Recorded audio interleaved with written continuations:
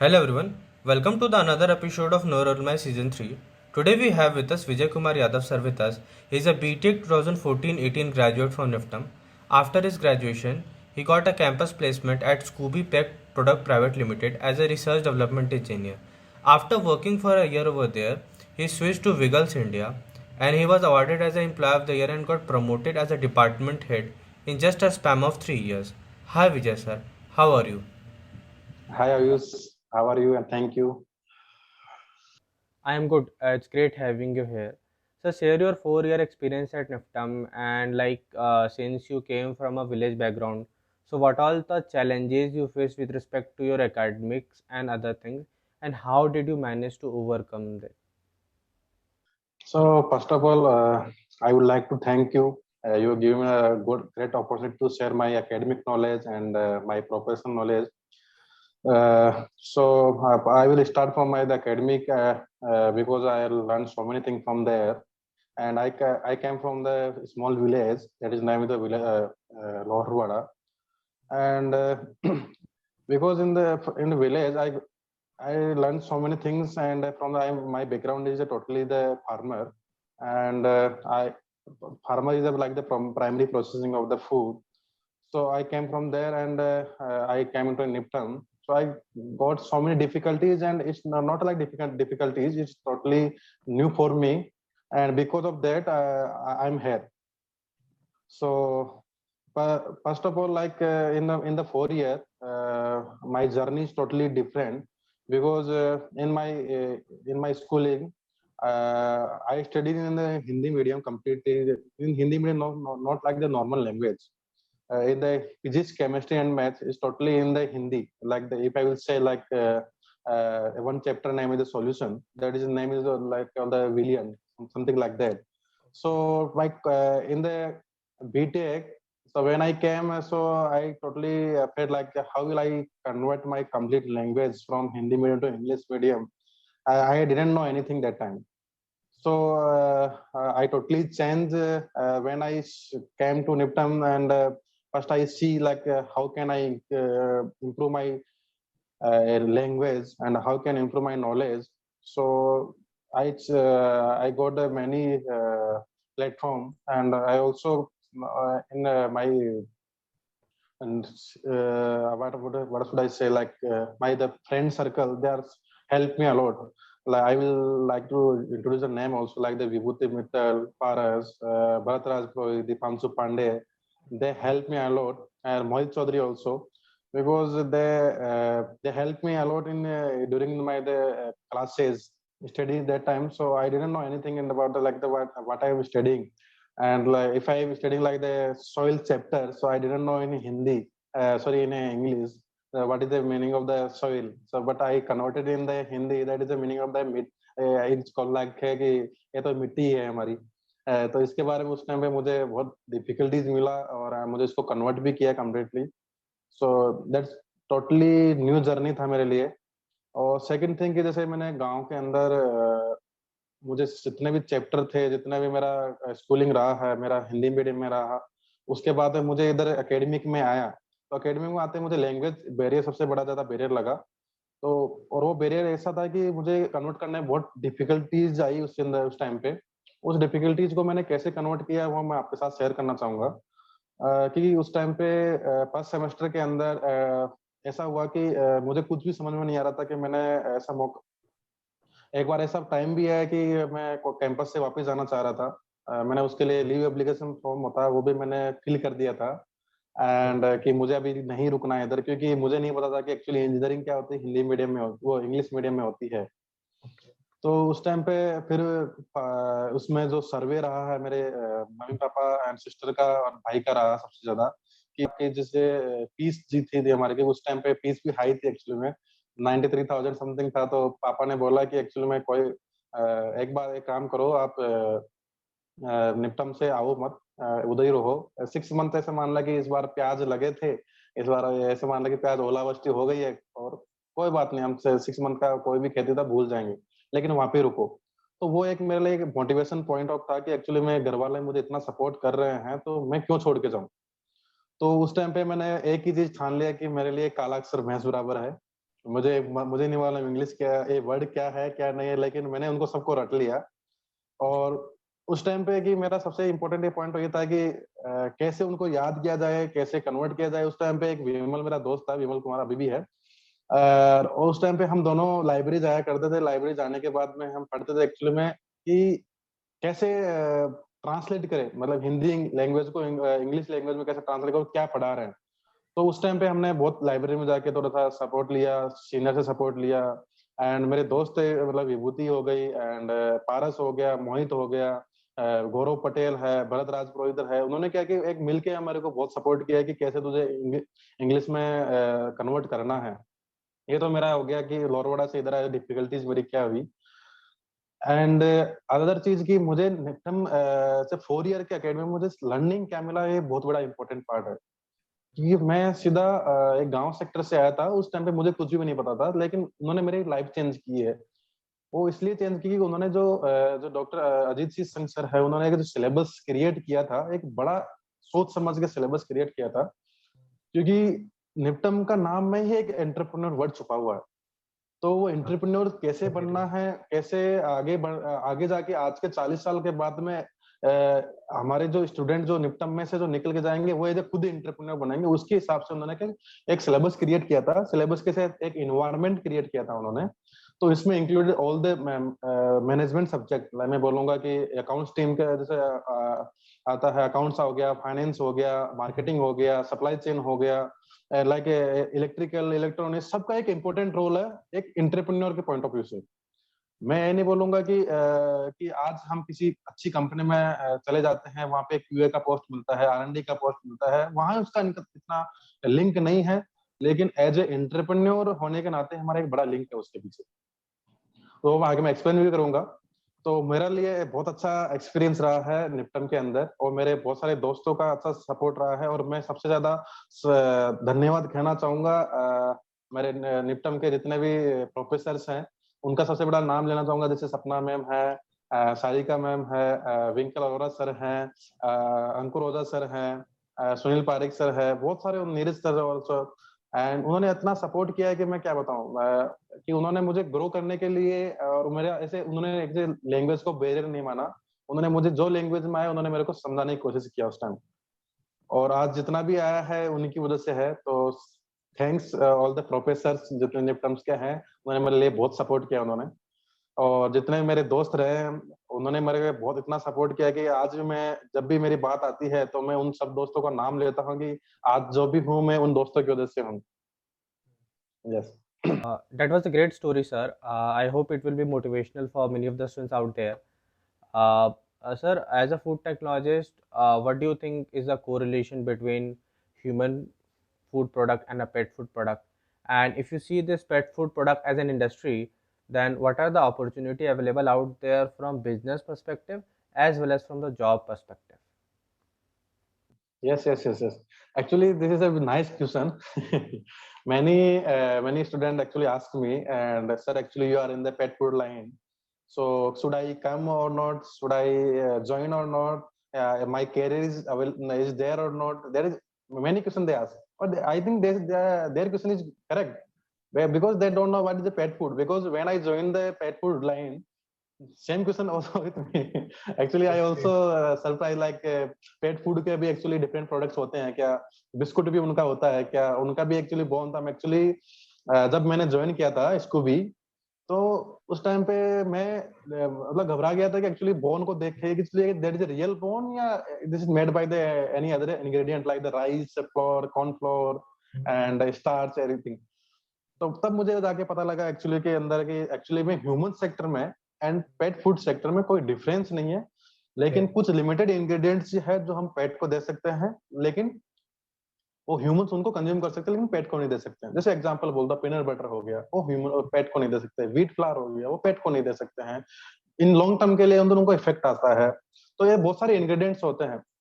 तो ये तो आ गया इसके अंदर। तो जब भी हम पेट फूड की बात करते हो तो ऐसा नहीं होता है कि एक्चुअली हम पेट को मतलब बाई प्रोडक्ट ही चलता है। ऐसा कभी नहीं है।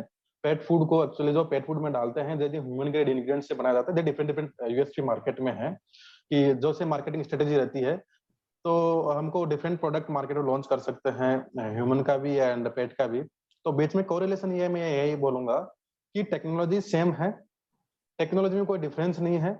जो बिस्कुट ह्यूमंस का बनता है वैसा ही बिस्कुट डॉग्स के लिए बनता है, लेकिन डाई चेंज करके बना लेते हैं। तो ऐसा नहीं है कि हमारा कैरियर नहीं है, बड़ा अच्छा कैरियर है इसके अंदर, कंप्लीट लाइन है, इसका एक ग्रोइंग सेक्टर है।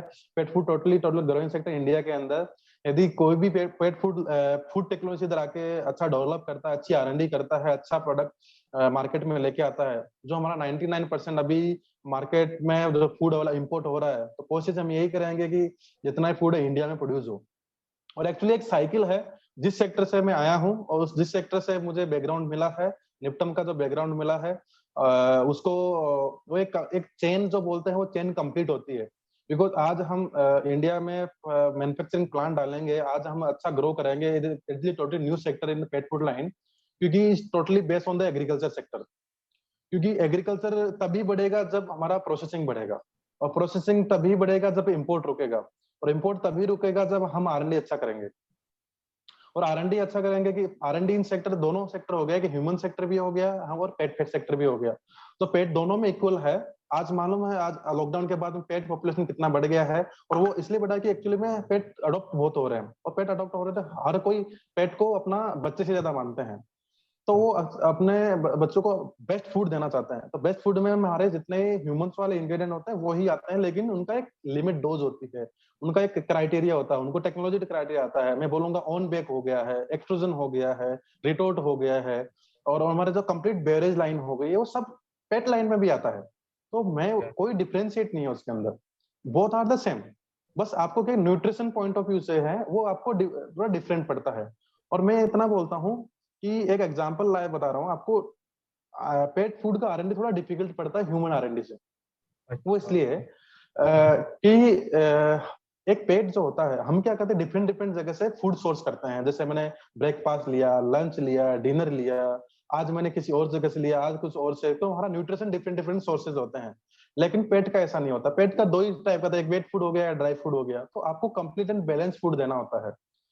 तो वो इफेक्ट क्या होता है कि उसका इफेक्ट 1 ईयर के बाद में पता लग जाता है। हमारा इफेक्ट जो आज न्यूट्रिशन डिसऑर्डर जो हमारे अंदर हो रहे हैं, जो न्यूट्रिशन हम प्रॉपर नहीं ले रहे हैं, उसका इफेक्ट हमको आज नहीं, कुछ सालों बाद में पता लगेगा, जब हम कन्वर्ट होंगे 18 साल, 20 साल, 25 साल।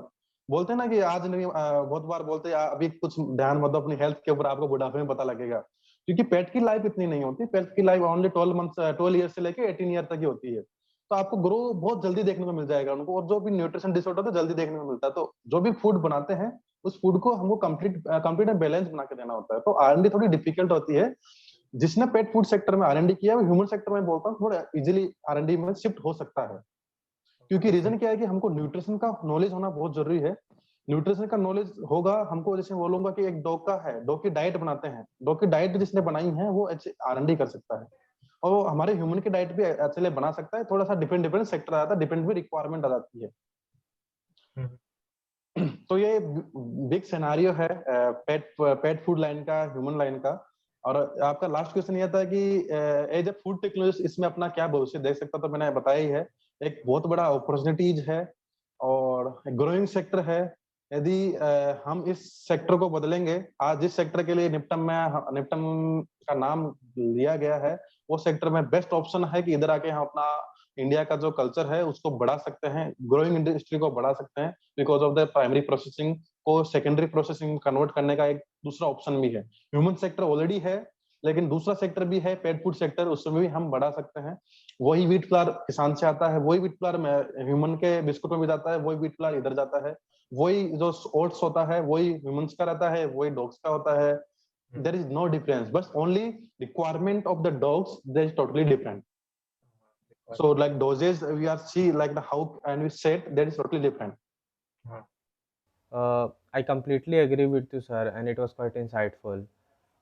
Sir, many of the pre-final year students and final year students have this kind of dilemma that whether they should do an internship or a job in a startup or an MNC.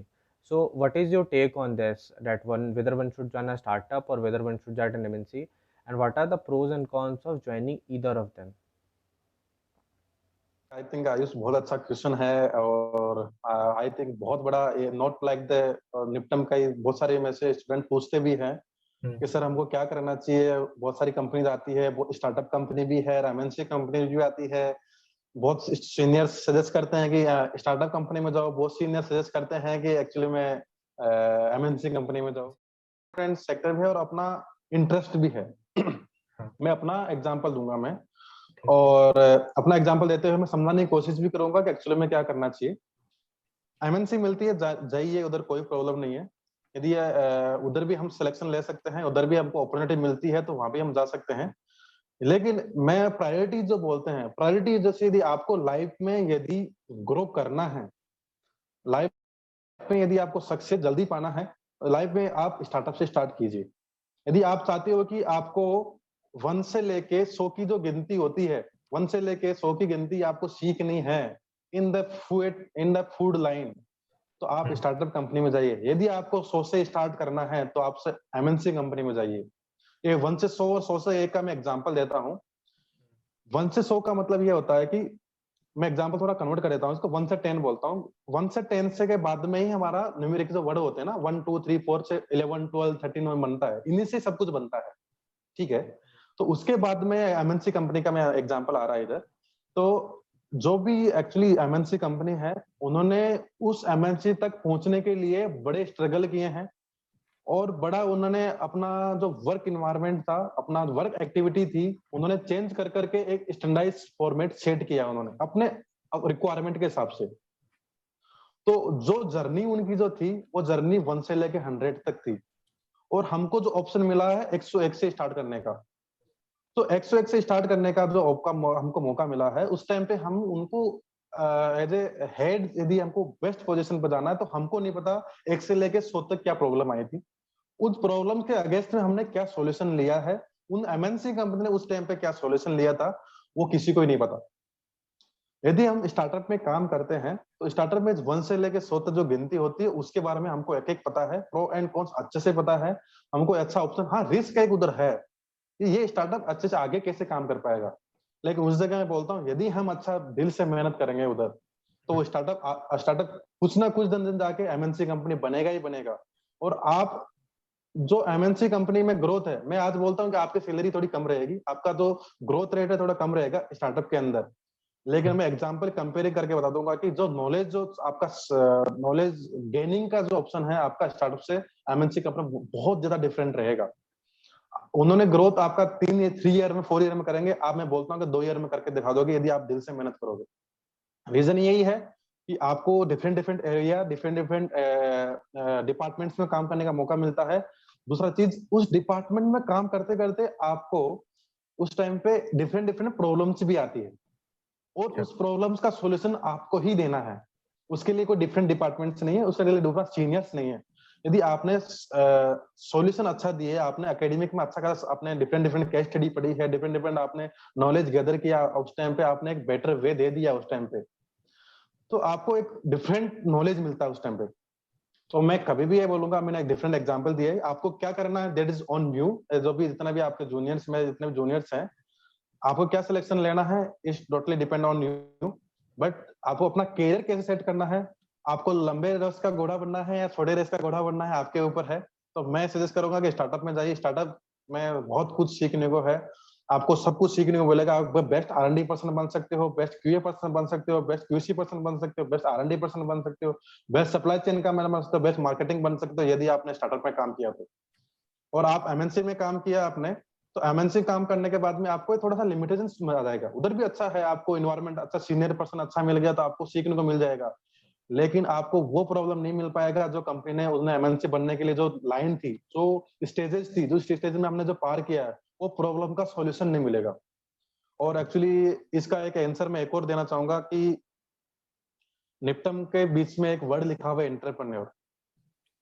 यदि आपको खुद entrepreneur बनना है, यदि आपने एक dream अच्छे देखे हैं, आपने खुद को स्टार्ट करना है, तो आप स्टार्टअप में जाइए। क्योंकि एक बेस्ट एंटरप्रेन्योर तभी बन सकता है जिसने all kind of the problems देखी है, not all kind of the success.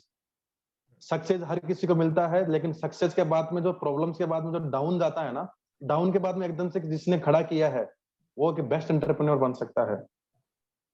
एक एग्जांपल फिर से एक दे रहा हूँ। हमारी जो हर्ट की लाइन जो होती है, कभी अप एंड डाउन चलता है। जिस दिन सीधी हो गई उस दिन हमारी लाइफ ही खत्म है। सेम ऐसा ही है, स्टार्टअप का लाइन ही वो है, up and down, up and down.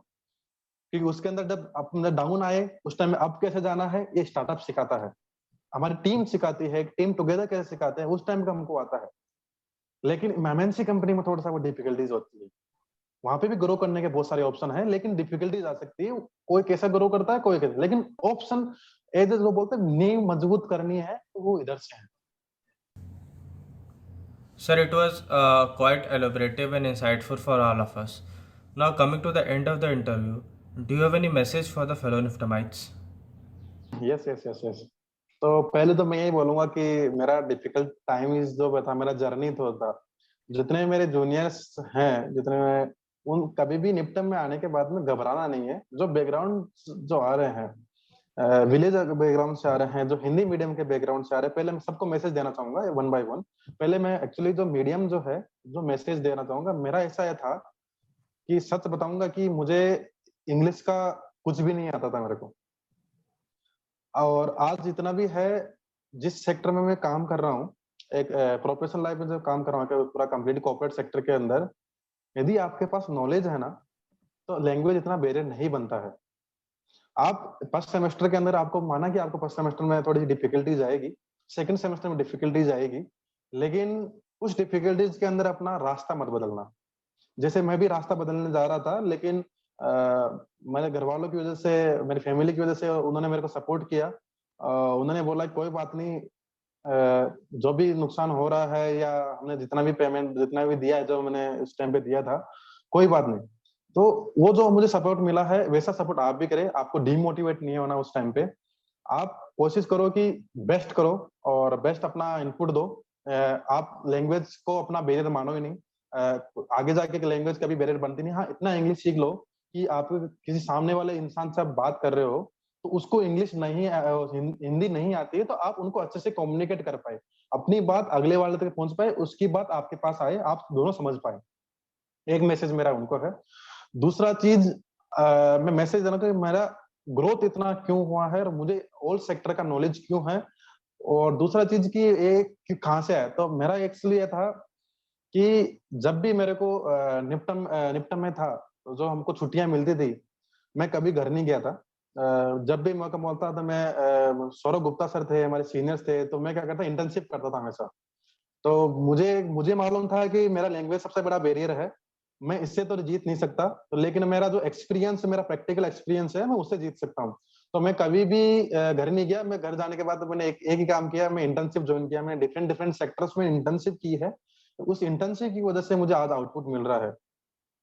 और आप जितना एरियाज है, जितना भी आपको पढ़ाया जा रहा है निपटम के अंदर, अभी आई डोंट नो कि सिलेबस क्या है, लेकिन जो हमारा सिलेबस था that is totally different. They are related, correlated to the every departments. तो मैं एक बात बोलूंगा कि जैसे हमको पढ़ाते हैं, स्टैटिक्स पढ़ाया जाता है, इकोनॉमिक्स पढ़ाया जाता है, हमको मार्केटिंग पढ़ाया जाता है, हमको सप्लाई चेन पढ़ाया जाता है, इलेक्ट्रॉनिक्स पढ़ाई जाती है, इलेक्ट्रिकल पढ़ाया जाता है, प्रिजर्वेशन पढ़ाया जाता है, सब एक दूसरे से जुड़े हुए हैं। क्योंकि हम ऐसा यूनिवर्सिटी में पढ़ रहे हैं जिसका मतलब ही इंटरप्रेन्योर है। तो उन मोटिव के लिए एक्चुअली में हमको पढ़ना जरूरी है, और मेरे लिए एक्चुअली बहुत हेल्पफुल है।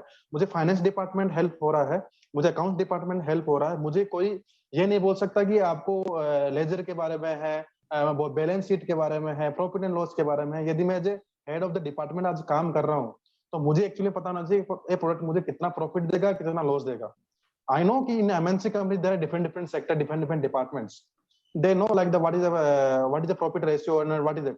But यदि हम काम कर रहे हैं, तो हम टाइम सेव कर सकते हैं। मुझे पता है कि ये प्रोडक्ट एग्जांपल मैं दे रहा हूँ कि that is market segmentation, premium product, semi premium product और इकोनॉमिक्स प्रोडक्ट। तो हमको मैनेजमेंट ने बोला कि आपको इकोनॉमिक्स में जाना है, तो हमारे माइंड में ऑटोमेटिक आ जाना चाहिए कि मुझे एक्चुअली प्राइस रेंज क्या रखनी है। आरएनडी में क्या होता है, एनपीडी में क्या होता है कि आपको हर चीज सोचनी पड़ती है, रॉ मटेरियल सिलेक्शन से लेके आपको प्रोसेसिंग से सिलेक्टेड लेके आपका वेस्ट से लेके एवरीथिंग आपको माइंड में आना चाहिए। आप तभी एक बेस्ट आरएनडी पर्सन बन सकते हो, बेस्ट हेड बन सकते हो। तो उस टाइम पे क्या होगा कि आपको समझ में आना कि हाँ, मुझे रॉ मटेरियल कितने रेंज तक का लेके आना है, मुझे पैकेजिंग मटेरियल कौन से रेंज तक लेके आना, क्या रेंज रहेगा एट बेस्ट क्वालिटी के अंदर। तो वो हमारी हेल्प होती है बिकॉज हमने एकेडमिक के अंदर सीखा है वो। वो एकेडमिक में नहीं सीखते हैं ना, तो आज हम इधर हेल्प नहीं हो पाते हैं। हमको पता ही नहीं था पैकेजिंग मटेरियल डेवलपमेंट कैसे करना है, हमको प्रिंटिंग कैसे होते हैं। मैं तो बोलता हूँ कि एक्चुअली में प्रिंटिंग का नॉलेज भी इंसान को होना चाहिए कि कैसे हम प्रिंटिंग कर रहे हैं तो उस टाइम पे फोटोग्राफ क्या होता है, एक स्टार्टअप के अंदर आपका फ्लेक्सो प्रिंटिंग क्या होती है, डोमिनो, नॉर्मली बहुत सारी प्रिंटिंग्स होती है, तो उनका रोल क्या होता है। तो वो जब कब पता होगा, जब हमको एकेडमिक में सिखाया जाएगा। जो भी एकेडमिक में सिखाया जा रहा है, आप कभी मत ये सोचिए कि इसका इंपॉर्टेंस कहाँ है। और मैंने आपको फिर से बताया है कि आप स्टार्टर में स्टार्ट करोगे तो आपके हर सब्जेक्ट का इंपॉर्टेंस देखने को मिलेगा, यदि आपने दिल से मेहनत कर रहे हो, यदि आप में ग्रो करना चाह रहे हो। तो ये मेरे लिए एक मैसेज है। दूसरा एक मैसेज एक और है मेरा कि बहुत बार मैं जब इंटरव्यू लेता हूँ, तो इंटरव्यू लेते टाइम पे क्या होता है कि बहुत बार पूछते हैं मेरे से कि मेरा मेरा नॉलेज तो एक्चुअली क्यूए डिपार्टमेंट में है, मेरा नॉलेज क्यूसी डिपार्टमेंट में है, मेरा नॉलेज आरएनडी डिपार्टमेंट में, एनपीडी में है, मार्केटिंग में है, सप्लाई चेन में है, डिफरेंट डिफरेंट एरियाज में है। यदि लाइफ में ग्रो करना है, ऐसा कोई डिपार्टमेंट ही मत छोड़ो जिसका नॉलेज आपको ना हो। आज एग्जांपल मैं बताऊं कि इधर आरएनडी का काम कर रहा हूँ, सडनली मैं बोलता हूँ कि आज मेरा कोई इंसिडेंट हो जाता है या मुझे इस कंपनी को छोड़ना पड़ रहा है और मेरे पास टाइम नहीं है रीजॉइन मतलब कहीं ढूंढने का, मैं आरएनडी में कर रहा हूँ तो मैं आरएनडी के लिए पोजीशन ढूंढूं, और माना कि ऐसा कोई इंसिडेंट हो जाता है कि आरएनडी के लिए कोई पोजीशन निकल ही नहीं रही, तो हम क्या 6-7 महीने तक वेट थोड़ी ना करेंगे उधर। तो आप ये काम उस टाइम पे एक सजेशन है कि मेरा एक्सपीरियंस है, मैं क्यूए डिपार्टमेंट में भी अच्छा काम कर सकता हूँ, मैं क्यूसी डिपार्टमेंट में अच्छा काम कर सकता हूँ, आरएनडी में भी कर सकता हूँ, मार्केटिंग में कर सकता हूँ, सप्लाई चेन में भी कर सकता हूँ। तो नॉलेज इतना गेन कर लो, इतना गेन कर लो, इतना गेन कर लो कि आप कहीं भी निकले तो आपके पास कंपनियां इतनी हो, आप किसी के लिए मतलब आप कंपनी के लिए मोनोपोली कभी मत में हो, आपके पास ओलिगोपोली का ऑप्शन रहना चाहिए कि मैं इधर भी जा सकता हूँ, इधर भी जा सकता हूँ, इधर भी जा सकता हूँ। और आने वाले आप क्या सोचोगे, आज के 10 साल 15 साल बाद में आप भी सोचोगे किसी कंपनी का, आप एक कंपनी का हेड होना चाहोगे, और हेड तभी बन सकता है आपको हर डिपार्टमेंट का नॉलेज होना चाहिए। कैसे? आज मैं एक head of the food department के बन के बैठा हुआ हूँ, तो उस टाइम पे मुझे एक्चुअली पता होना चाहिए कोई प्रोडक्शन में कोई प्रॉब्लम चल रही है, तो मुझे इजीली आइडेंटिफाई करने का ऑप्शन आना चाहिए, मुझे ट्रेसेबिलिटी का वर्ड मुझे पता होना चाहिए, बैकवर्ड ट्रेसेबिलिटी, फॉरवर्ड ट्रेसेबिलिटी, इनका मतलब मुझे पता होना चाहिए, कापा ये रिपोर्ट्स होती है इसका मुझे पता होना चाहिए, मुझे करेक्टिव एक्शन क्या लेना चाहिए, प्रिवेंटिव एक्शन मुझे क्या लेना चाहिए। तो तब जाके मैं एक हेड पोजीशन पे आ जाऊंगा। वो हेड पोजीशन कब आएंगे? जब हमको एवरी डिपार्टमेंट का नॉलेज होगा कि प्रोडक्शन हो रहा था, प्रोडक्शन के टाइम पे एक्चुअली ये प्रॉब्लम एज एग्जांपल है, प्रोडक्ट में फंगस आ गया, तो फंगस आ गया तो वो एक्चुअली में किसका प्रॉब्लम था? प्रोडक्शन का प्रॉब्लम था, या क्वालिटी का था, या प्रोसेसिंग लाइन का था, या सप्लाई चेन का था, या ट्रांसपोर्टेशन की वजह से था, या कंज्यूमर के साइड से प्रॉब्लम था। तो उस टाइम पे ट्रेसेबिलिटी होना जरूरी है। उस टाइम पे क्या होगा, यदि हम आरएनडी के अंदर काम करें तो वो बोल देंगे, बहुत बार क्या होता है कि कॉर्पोरेट सेक्टर के अंदर एक दूसरे के ऊपर बात टालने लग जाता है कि नहीं दिस फॉर्मुलेशन प्रॉब्लम, नहीं this is the quality problem, नहीं this is the production problem, this is the this problem. No, ऐसा नहीं। तो एक्चुअली बेस्ट कैंडिडेट कौन होता है उसका, जिसको हर डिपार्टमेंट का नॉलेज है। तो मैं बता दूंगा कि नहीं this is because of the production problem, तो वहां पे हम ट्रेसेबिलिटी कर सकते हैं, वहां पे कापा अप्लाई करके उस प्रॉब्लम को, रिस्क जो हमारी है उसको मॉनिटर कर सकते हैं, मॉनिटर करके रिमूव कर सकते हैं उस चीज को। कब कर पाएंगे? जब हर डिपार्टमेंट का हमको नॉलेज होगा। That's the great piece of advice for all of us, sir. So actually मुझे कुछ इंसाइट देने हैं जो एक्चुअली में स्टार्ट होना चाहिए। तो एक्चुअली पेट फूड लाइन भी एक सेक्टर है जो हमको प्रमोट करना चाहिए। और दूसरा कि जब जितने हम फूड टेक्नोलॉजिस्ट हैं, तो फूड टेक्नोलॉजिस्ट कैसे ग्रो कर सकता है, तो उसका एक ही एप्लीकेशन है। तो हम बोलते हैं बहुत बार application in the pet food line, so actually वो ऐड होना चाहिए, एक सब्जेक्ट ऐड होना चाहिए उधर। तो सब्जेक्ट ऐड होने के बाद में क्या फिर जाके पता लगेगा हमको कि एक्चुअली में डिफरेंट डिफरेंट सेक्टर के अंदर जाके हम काम कर सकते हैं। So pet food line is totally growing line, यदि वहां से इंट्रोड्यूस करेंगे तब जाके हम आगे बढ़ पाएंगे।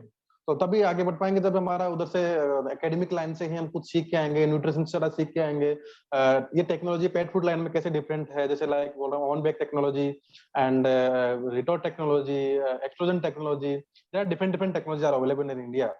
So how will we differentiate like the human technologies, human technology to in the pet food technologies? So I think ये point cover होना चाहिए। Okay, sir, sure. On your behalf, I will definitely put forward this idea to the NIFTAM authorities as well as the Dean Academics so that it can be discussed further and considered also. Okay, okay. Thank you, Ayush.